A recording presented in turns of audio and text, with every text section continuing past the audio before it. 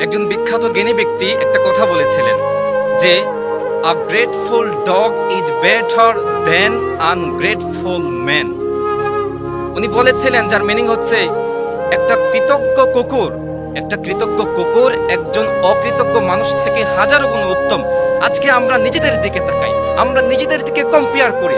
আজকে আমরা কি করছি, আমাদের সমাজ কি করছে, আমাদের রাষ্ট্র কি করছে, আমাদের পরিবার কি করছে, আমাদের ব্যক্তি জীবন থেকে শুরু করে সামাজিক জীবন, আমাদের পারিবারিক জীবন, রাষ্ট্রীয় জীবন, আমরা কি করছি আমাদের জীবনে, আমাদের রবের হুকুমকে আমরা কোথায় ঠেলে দিচ্ছি, কোথায় নিক্ষেপ করছি, কোন আস্থা করে নিক্ষিপ্ত হতে হচ্ছে আল্লাহ তাআলার বিধান আমাদের কারণে।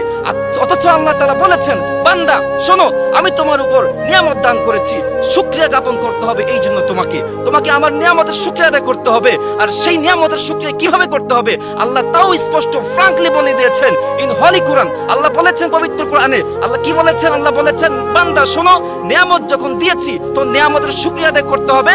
আর তা কিভাবে করবে? তা হচ্ছে আমার ইবাদত করবে। আল্লাহ তাআলা ইবাদতের মধ্য থেকে শ্রেষ্ঠ বেটার ইবাদত হচ্ছে, বেটার ওয়ার্শিপ হচ্ছে আল্লাহ তাআলার দেওয়া 5 ওয়াক্ত নামাজ পারফর্ম করা।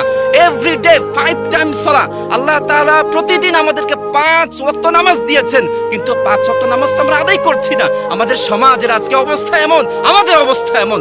এই জন্য আমাদের সবাইকে শুধরে নিজেদের জীবনকে পরিস্ফুটিত করতে হবে। তাহলেই যুবক জীবনে আমাদের আলোর দেখা আমরা দিতে পারবো, আমরা আলোর দেখা পাবো।